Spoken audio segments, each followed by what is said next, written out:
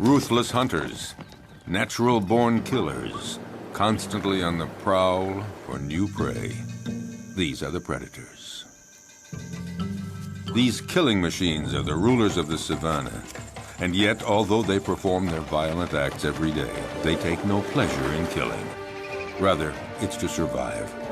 For them, as for their prey, life is a daily challenge.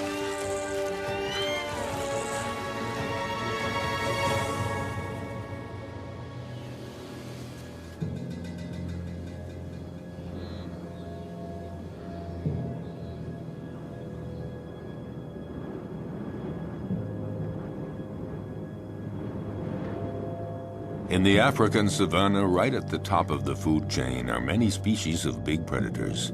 Among them, the crocodile. The only survivor of the dinosaur era, a crocodile can be virtually invisible to its prey. He will lie in wait, submerged, motionless, even for hours.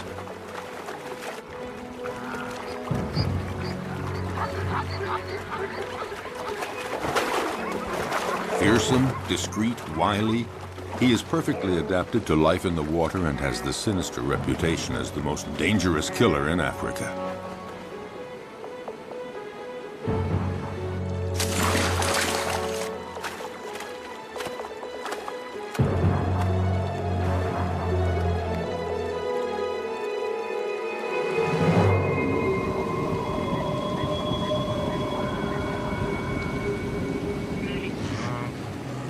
Predators have an essential part to play in the functioning of their ecosystems. By congregating at places where their prey can cause pollution, they limit proliferation, sparing other species that are few in number. Predators as a group, in limiting populations, help to preserve species that might otherwise eliminate one another.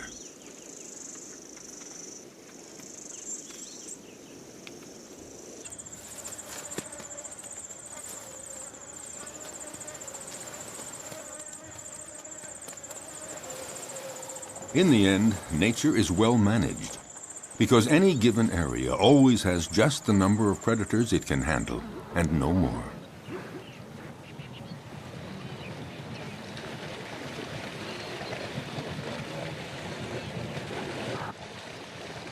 Each predator has its own way of hunting. Their strength and speed seem to protect them from many dangers, but their never-ending need for food, for survival, drives them constantly to keep hunting.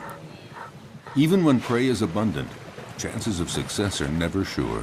Often it depends on the strategy of the attack.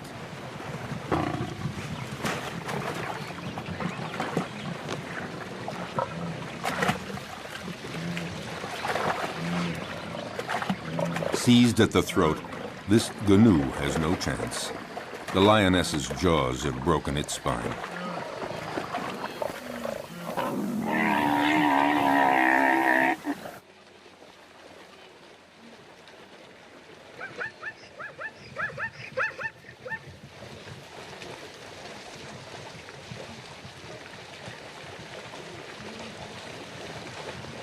But the lioness can't lift her prey out of the water because the creek became too muddy during the dry season. She has to devour the animal here where it was killed, a rare practice. Usually several lionesses hunt together, but there are occasions of solo hunting, and then the lioness can rely only on herself to defend her kill. The prey has barely been taken when other predators start pointing their snouts toward the meal. Yes, it is not enough to hunt down and kill your prey. You have to defend it too. The fury of a lioness can be fatal for a hyena. The sudden appearance of a buffalo might improve the hyena's chances. But is the big animal a real danger for the lioness? The buffalo keeps approaching, trying to frighten the lioness away from her kill. The herbivorous avenger forces the lioness to flee up a tree. High up in the acacia tree, she keeps a needle-sharp watch on what is happening below. Finally, the buffalo lets the lioness come down, and the hyena sees his chance evaporating. In fact, the hyena gives up. The lioness could return to the dead prey at any moment to finish her meal. No, the hyena would rather try elsewhere, where a family of cheetahs is hunting in the area. At one point, the contest threatens to become fierce unless the hyena is content to be a little patient.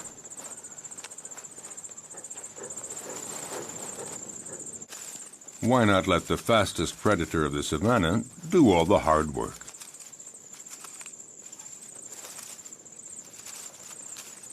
The female cheetah hunts alone because she can't count on her progeny. In this case, 3 teenagers. They're too young and too clumsy. Her hunting technique is simple. Just race to the prey as fast as possible and deliver a powerful swipe of the paw to throw the animal off balance. Once it's on the ground, the cheetah's powerful jaws sink teeth into the throat, and that's that. Once she sets off, there's no turning back. There is no room for error. Yes, this may be the fastest animal on Earth, reaching speeds of 100 kilometers per hour. That's 60 miles per hour. A gifted sprinter. But she soon runs out of breath and finds it hard to take the turns at high speed.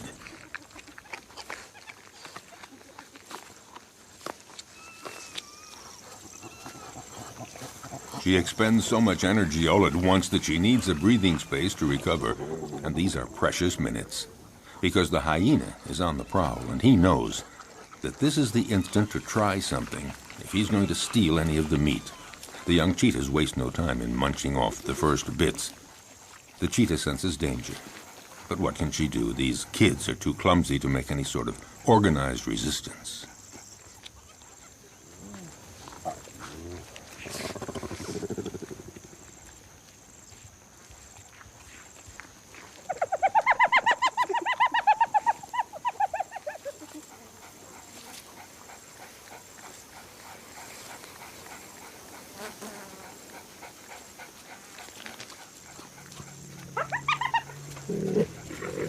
Their mother tries to put up a half-hearted bluff, but she knows that she and her offspring can't do anything against the hyena's terrible jaws and teeth, especially now with the smell of blood in the air.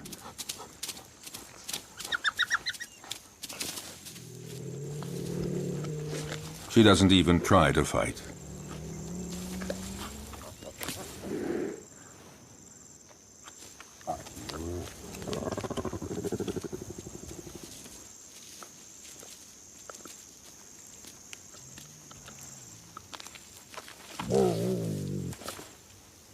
Her big meal is not for today.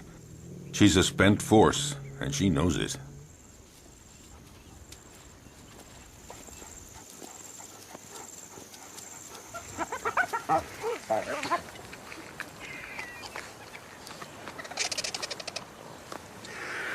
The scent of blood draws many scavengers.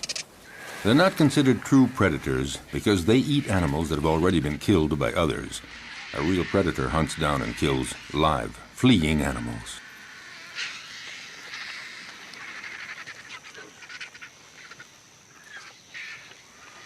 As for the hyena, his patience has paid off, and he can eat to his heart's content.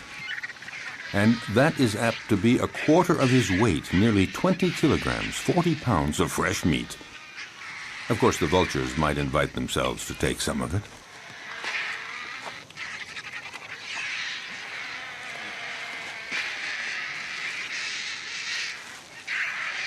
A jackal is prowling around, but he's no match for the hyena.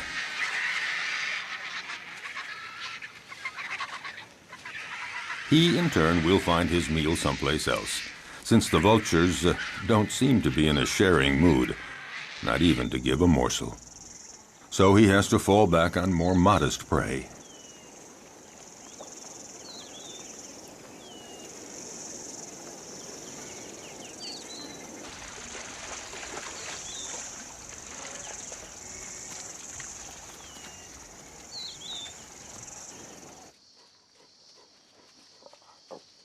Lichens, or wild dogs, are also considered prodigious predators in the savanna, the equals of cheetahs and even lions. They're among the carnivorous animals that hunt during the day. To feed the family twice every day at sunup and sundown, they leave their lairs to hunt in packs. But they're not always successful, because they're often smaller than the animals they attack.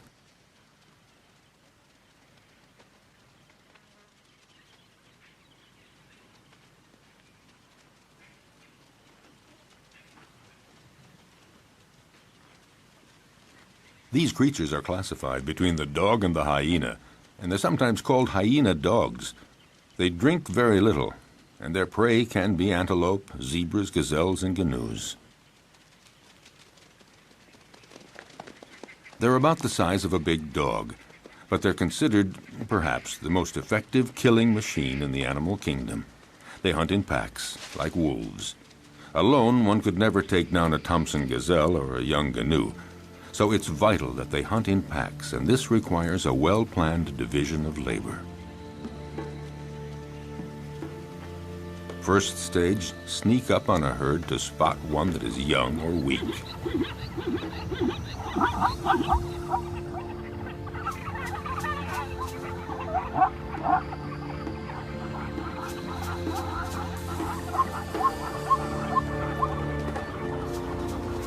Next, chasing down in relays. They charge the herd to scatter it and isolate the victim. And when that one starts to flee, the wild dog at the head of the pack takes after it at speeds of 50 kilometers an hour, 30 miles per hour. Their strength is in their numbers. The chief directs the whole procedure, but actually getting the prey is seldom as easy as it first appears. They succeed in 2 out of 3 hunts. Zebras know how to defend themselves. Their hooves are hard horn, and they can use them effectively as powerful weapons against attacking predators.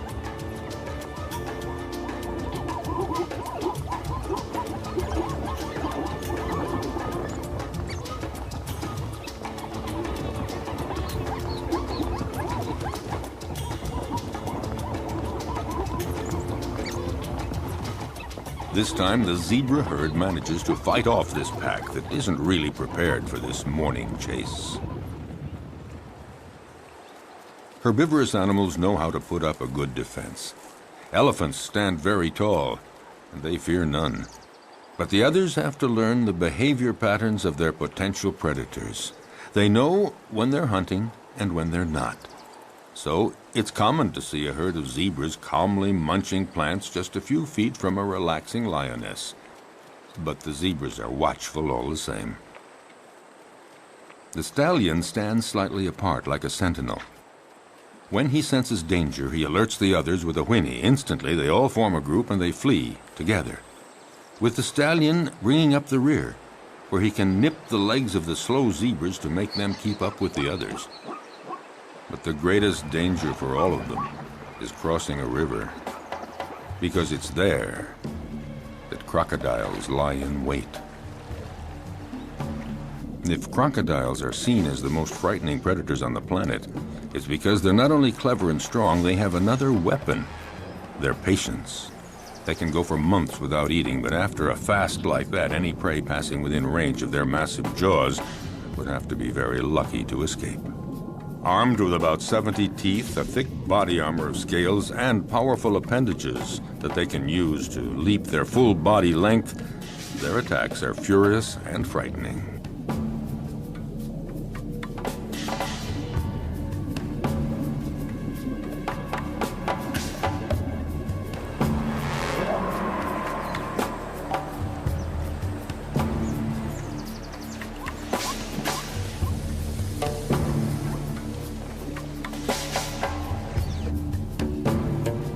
Their body submerged to surface level in a river or a pond makes them almost undetectable, just a part of the environment, until they surprise their victim.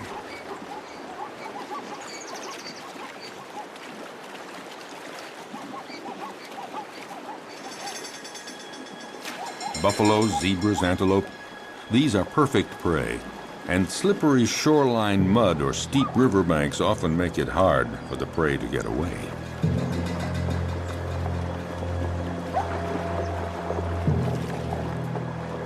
A female crocodile decides to go after a young zebra that has been separated from the main group in the middle of the flowing water.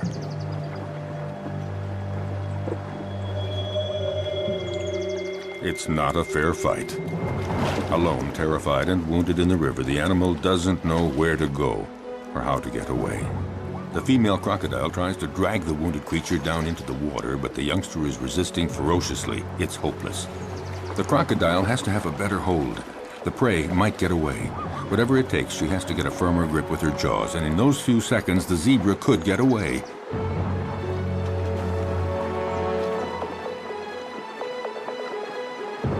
Suddenly, the vise is loosened. Instantly, the zebra takes advantage and breaks away, desperately climbing up the riverbank. Exhausted by the violent struggle to stay alive, the young zebra has to rest. But lions are always prowling along the river, seeking new prey. The young zebra's minutes are numbered because she is wounded. And in the savannah, a wounded animal is as good as dead. Here at the river, the lions have this prey for the taking. In fact, they have a wide choice of animals that are fatigued from crossing the river, or sick, or wounded, the ones that trail behind the herd.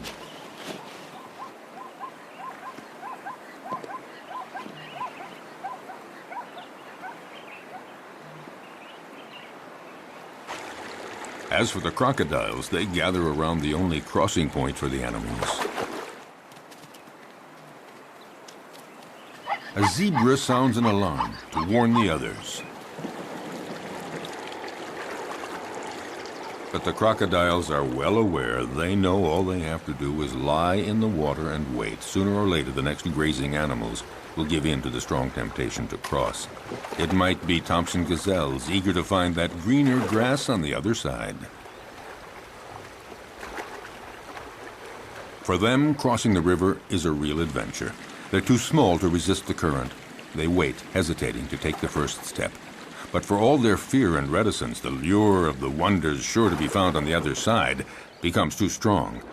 The ones motivated by frantic urges to migrate often pay for their audacity with their lives.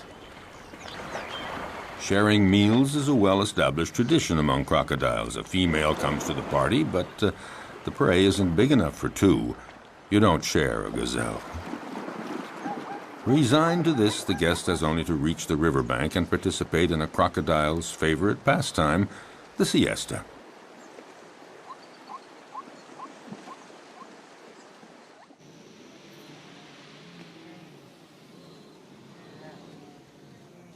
But during the mass migration across the Masimara Plains, danger comes not only from crossing the river, it lurks everywhere.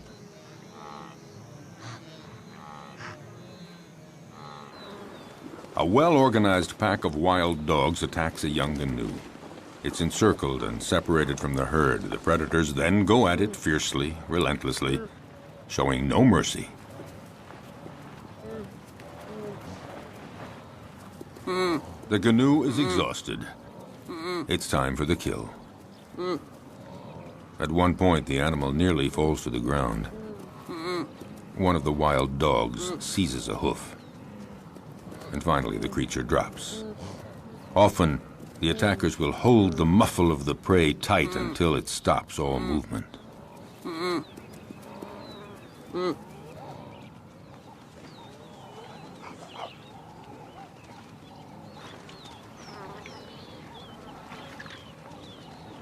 Now it just remains for the predators to share the meal. Back at the lair, a part of the meal will be regurgitated by the mothers to feed their young.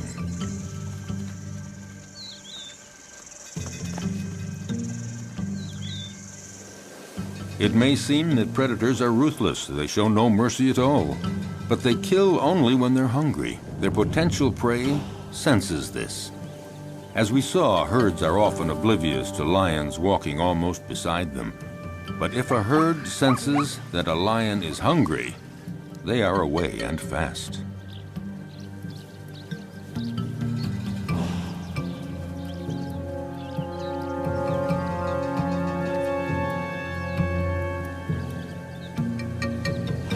Yes, usually lions hunt in groups, or rather the lionesses hunt in groups. Males take no part in the hunting. They are content to feast on what the females bring in. What lions like most are canoes and zebras, the slower animals that are easier to run down, not the gazelles and antelope. Actually, hunting any animal is always difficult.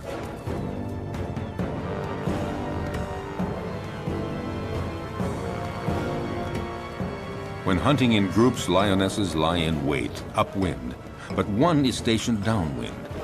They wait for the right moment and then come out all at once, heading straight for the herd. The targeted animal is, of course, terrified and runs in all directions. There's every chance that the ambush will be successful. It is said that the zebra has an anti-lion camouflage.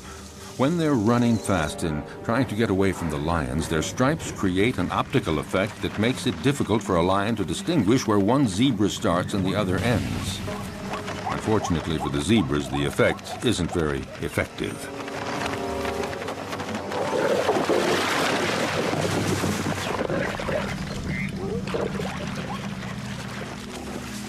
A lioness kills by strangulation, and it's a slow death. The victim tries to get breath. It might take 10 minutes before the animal dies. The success score for females that hunt alone is fairly low. It's about 17%, one kill in every 5 attempts. This makes the survival of the lion cubs fairly uncertain. It's not surprising that they prefer hunting in groups. Today, the lionesses and the cubs are eating as fast as they can before a male comes along to take his share. When a male is present, he is always served first. But this time, Mom and the kids will have full stomachs. All the same, the odor of the carcass draws famished hyenas.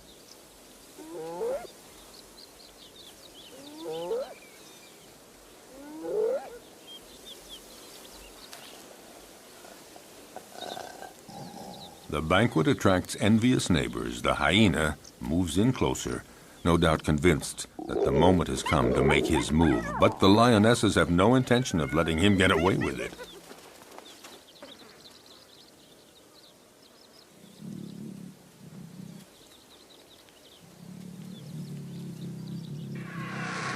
He's going to have to wait until the lion family has had its fill, and then he will move in to find they have left him a few bare bones.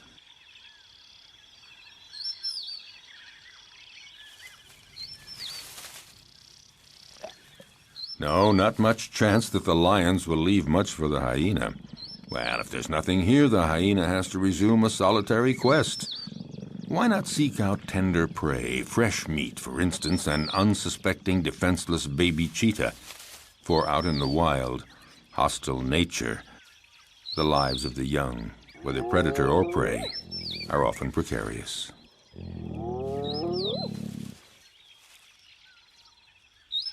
However, the hyena just might have a difficult and dangerous fight with the mother. Intimidation, dissuasion, will he dare?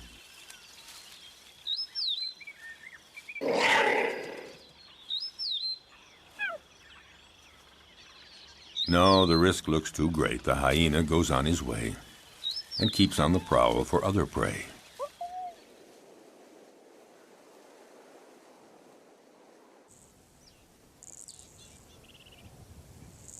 His courage seems to have deserted him for trying another attack. Off the hyena goes looking for any food to quell the pangs of hunger. Once the danger is over, the mother cheetah is required to leave her little ones and go off to hunt. But will they be there when she returns? In the savannah, cruel choices have to be made. The hyena appears to have gone off and is now far enough away. The cheetah has to go for it. A quick hunt and then back to the lair.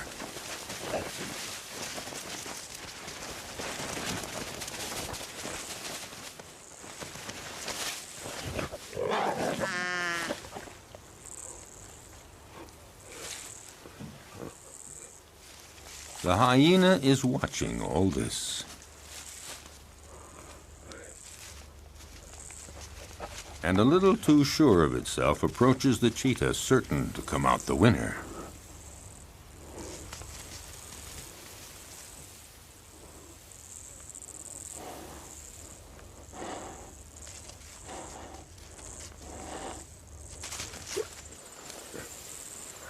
But just then, a new character walks on stage, one that was not expected, a lioness.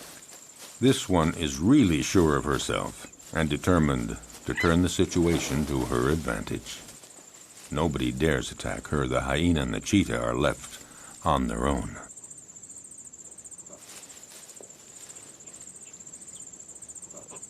Indifferent, the lioness ignores them with the arrogance of a victor.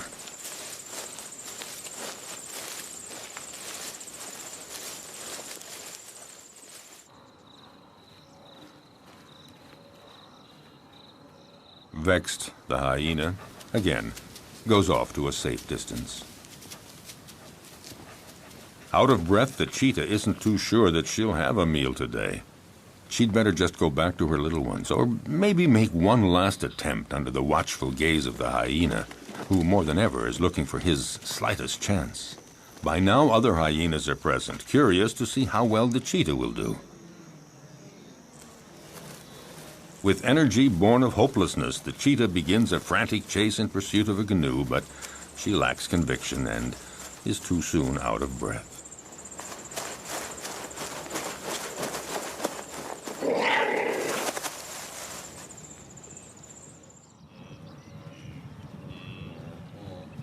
Even the gallery of watching hyenas doesn't think that she'll succeed. However, they join others of their pack and profit from the panic caused by the cheetah to attack a wounded canoe.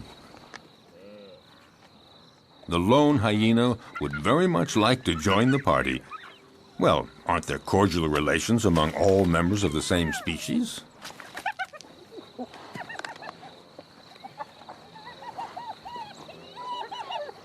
No cordial relations at all. A very strict social order determines relationships among individuals in groups of hyenas. The loner is not part of this group, so the dominant female directing the group chases him away in no uncertain terms.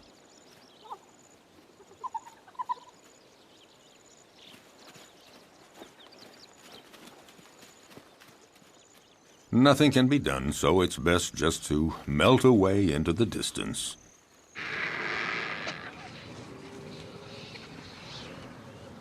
The dry season is drawing to a close, and carnivorous animals are finding less and less game, and they're growing weaker.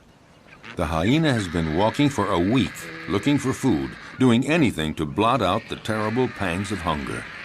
He has just about enough strength to stand up and return to his lair.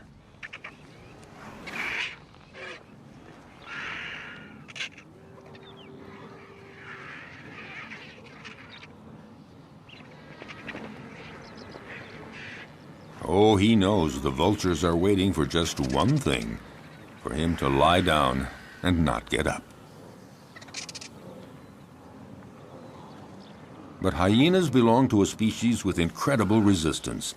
Gathering up all his strength, he sets off on his quest.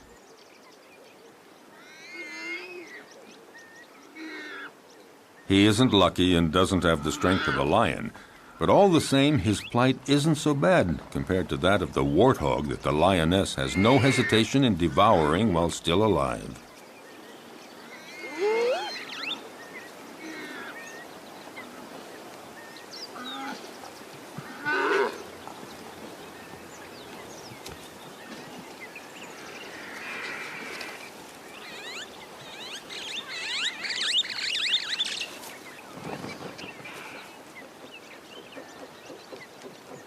The hyena was right to wait around for a while.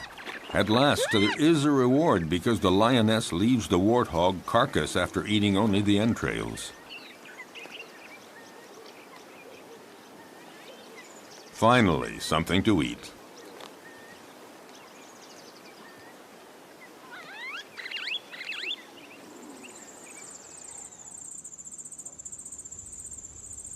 Even among lions, survival isn't always so easy, at least not for the cubs. They may be the offspring of the animal king, but their future is often compromised.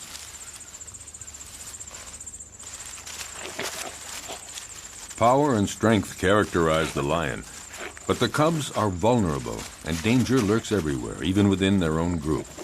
Actually, among the lions, everybody seems to be getting along with a certain intelligence. The females within a family are taking good care of the little ones. A female will submit to any sort of nuisance from the cubs, and will even take care of the ones that are not her own. So the females remain calm, but it's quite different with the males. They guarantee reproduction, and they protect the females and the cubs, but they can turn dangerous for the cubs. Unmindful of his tremendous strength, a male who is annoyed by a cub teasing him just might kill the youngster with a swipe of his paw. Lions like to live in a stable family group, and yet the young ones, especially the newborn, are always vulnerable. Prudently, a female about to give birth distances herself from the group and finds a lair where she can have her cubs. She wants to find a natural hiding place where hyenas and jackals and cheetahs can't get at the little ones, and to keep them safe from the male lions that might come to take them. A female may have as many as 6 cubs at a time, but only 1 in 5 will survive to adulthood. Cubs are most fragile during the first 20 months. Then they are young adults. The mother lioness has to leave her cubs in the hiding place and go out to forage for food, but she never knows whether when she returns she's going to find them dead or alive. Will they escape the prowling predators? The lioness is now isolated from her group, and she has to hunt alone. Her predatory hunting instincts have to overcome her maternal feelings.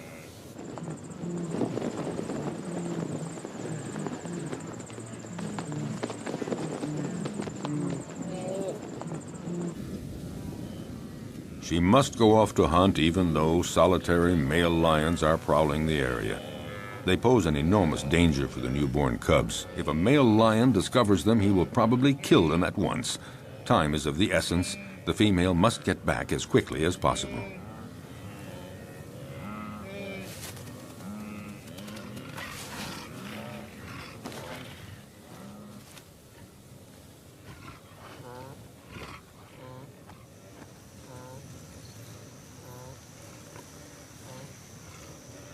A lion, alerted by the noises, emerges from a thicket. A male lion does very little in life. He sleeps and takes care of reproduction, protects the group, and eats to his fill whatever the lionesses bring in from the hunt. And usually he's first in line. The lioness is well advised to catch her breath quickly and start eating as much as she can to regain her strength before the male shows up.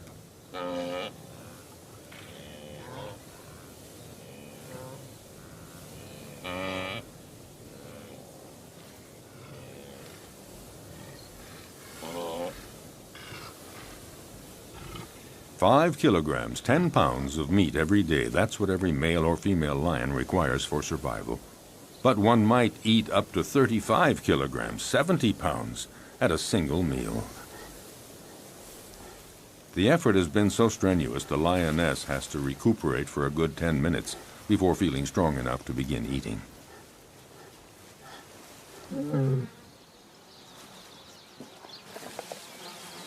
Drawn to the food, the male approaches the female. She submits because she knows the social order within lion groups. Males take first. Hence the lion's share, and here it literally means that he takes all the best pieces for himself, and he takes them before anyone else in the group. A male lion can be the most powerful predator of the savannah if he chooses. He's fearless. No animal would ever approach his killed prey.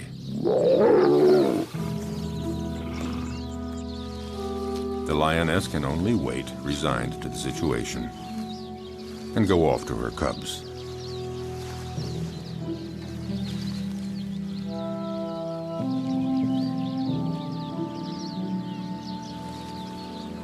Returning from the hunt, the young mother lioness has to make her presence known.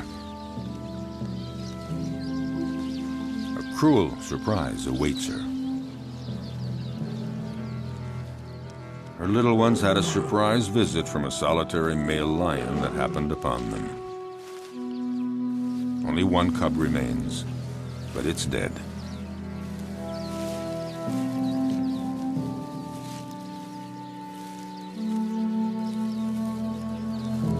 She takes it and wanders through the savannah for a long time.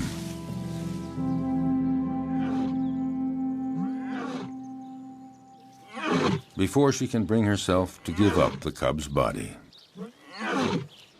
to the vultures.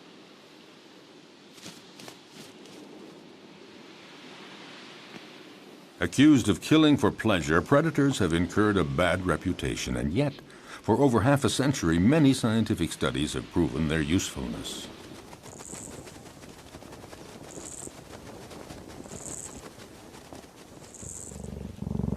A number of predators are key species that enrich their region and determine the structure of animal communities. They maintain a good balance between various species. Attempting to suppress the predators to protect nature is a mistake, because any place without predators is not a stable environment. On the contrary, it's an artificial habitat made poorer and more fragile.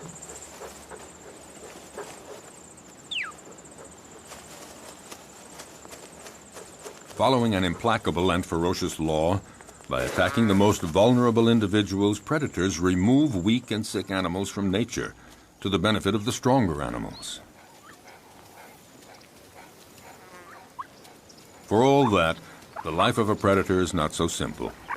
Nature's implacable law applies to them, too. A sick predator, one that is wounded or not very good at the art of hunting, will in turn disappear. Learning to be a good hunter requires a long period of instruction. For example, a female cheetah has to take great pains teaching her young to hunt, so they learn to recognize and stalk down their future prey. They have to be taught how to choose prey, sense all its reactions, and know how to get it.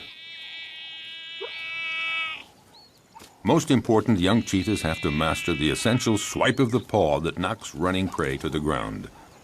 As a rule, the cheetah is certainly a superb sprinter, but since they can't take the quick turns at high speed while running, they have to rely on striking their prey precisely and forcefully with one paw, throwing it off balance and dropping it to the ground. The students learn this by practicing on a young live antelope provided by their mother.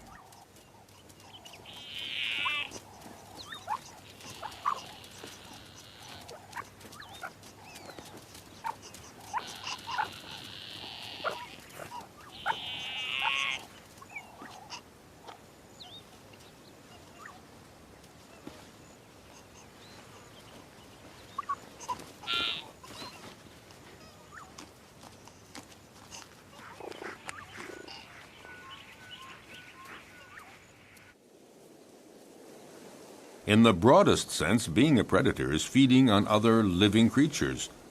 Under that definition, practically all animals are predators. It's just a matter of scale.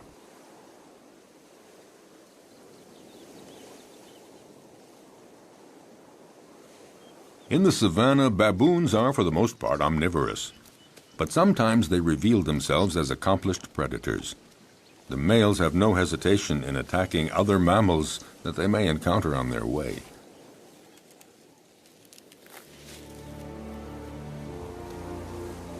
They can be terrifying opponents. Their bite is awesome. A powerful dominant male has caught a small gazelle. He doesn't wait for the prey to die before devouring it, right in front of his underlings.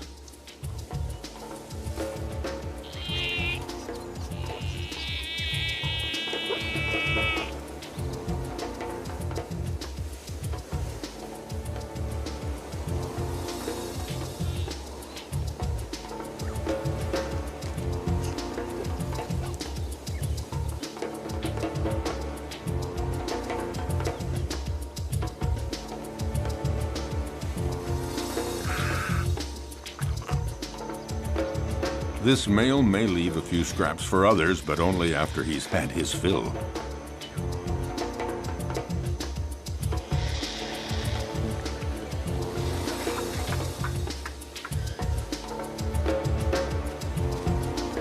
In the savannah, death is a part of everyday life.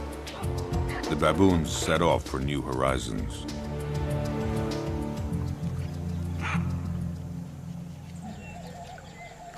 But predators are not limited to attacking weak herbivores. They devour other predators, and at every opportunity. Some animals are completely oblivious to the danger present along the riverbanks. Like young baboons, apparently, the smaller the predator, the more invulnerable they feel. Foolhardy or oblivious, The baboons have apparently decided to tempt the devil, and this particular devil is a crocodile.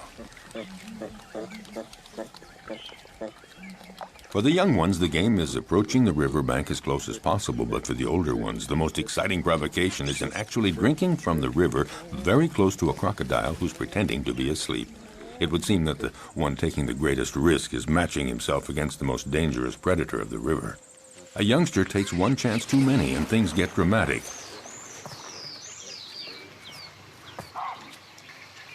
The alert is sounded, but it's too late.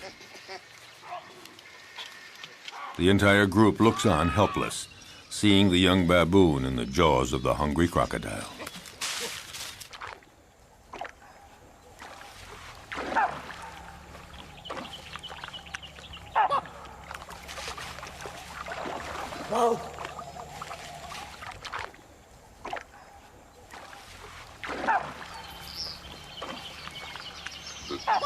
In the world of the predator, you pay for the slightest mistake. But along the river banks, the crocodiles don't always have it their way. Facing a hippopotamus, the law of the stronger and the bigger holds, and the hippos move right in to use their heavyweight position to provoke the crocodiles.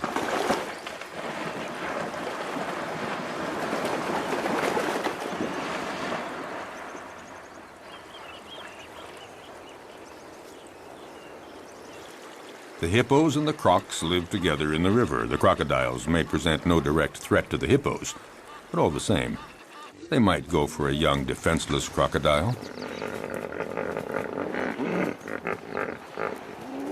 Defending territory, provoking, hippos are quick to show disdain for the crocodiles as soon as they're big enough to intimidate them, and in response, the crocodiles feign indifference. Even the youngest get in the game. On dry land, the adult crocodiles do their best to frighten the hippos.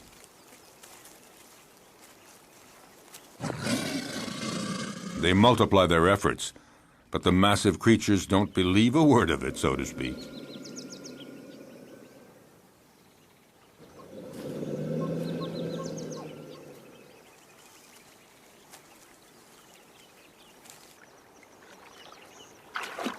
If duels between adults held on land seem not really dangerous for the combatants, it's not the same in the river, when the crocodiles are again in their preferred hunting ground.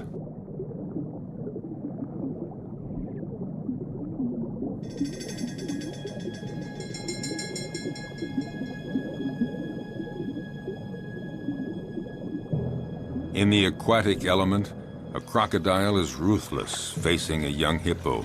Didn't realize how dangerous it is to get separated from the group.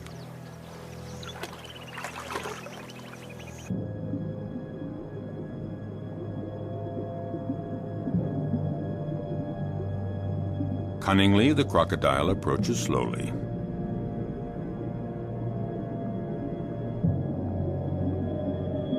Very calmly, it pursues the prey, waiting for the right moment to strike. Feeling safe, not sensing exposure to any danger, the hippo swims down in the water. And the crocodile glides effortlessly. He's in no hurry.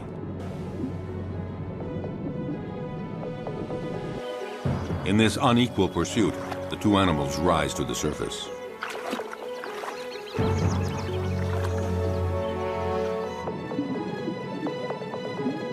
It only remains for the crocodile to pounce and pay no penalty.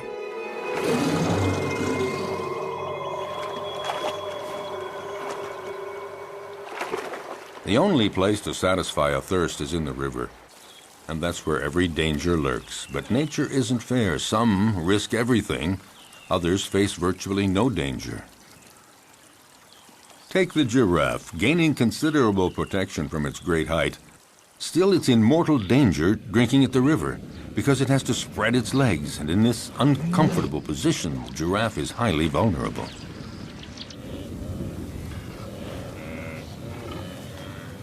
If there's no shortage of game here, it's because every year the migration cycle of the herbivores of Serengeti conducts 1.5 million gnus and countless other animals across the Masai Mara Plateau to Kenya, to to spend the summer.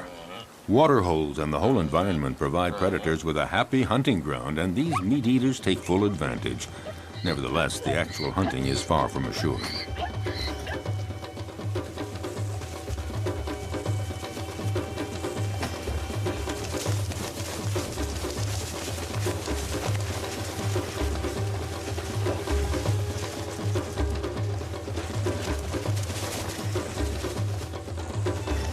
As always, some succeed and others fail, but it's not because there's no game. Some prey defend themselves with enough energy to repulse the most ferocious attacks. With 4 against 1, the cheetahs seem to have achieved their goal. But such combats don't always end as predicted. It would appear that the cheetahs have the advantage, but that doesn't take into account the endurance of their opponent or the canoe's instinct for survival.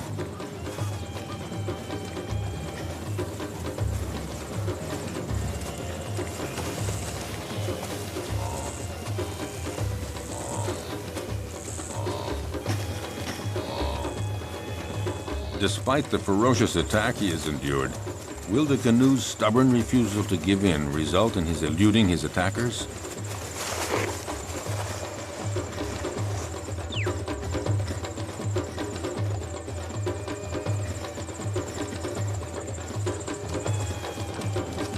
Thrown off balance by the canoe's sustained fury in managing to escape their claws and teeth, the cheetahs seem unable to administer the fatal blow.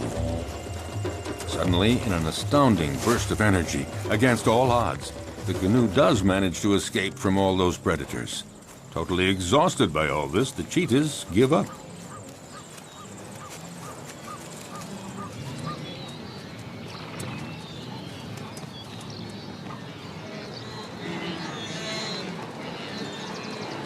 In this immense jumble of thousands of canoes and zebras and gazelles, as we have seen, the most fearful moments of their long migration trek come when they have to cross the river. But paradoxically, if it's their great number that attracts predators, it's also their massive numbers that provide their best defense against the feared crocodiles.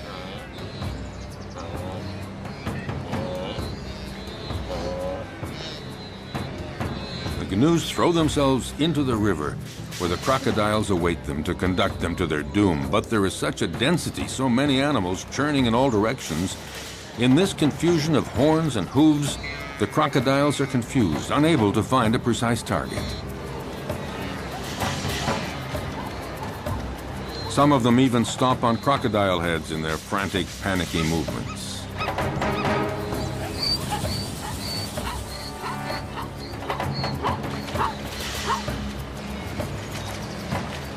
This superabundant flow of animals disorients the predators, but any animals that stray from the central melee, any out on their own, are instantly victims of ferocious crocodile attacks.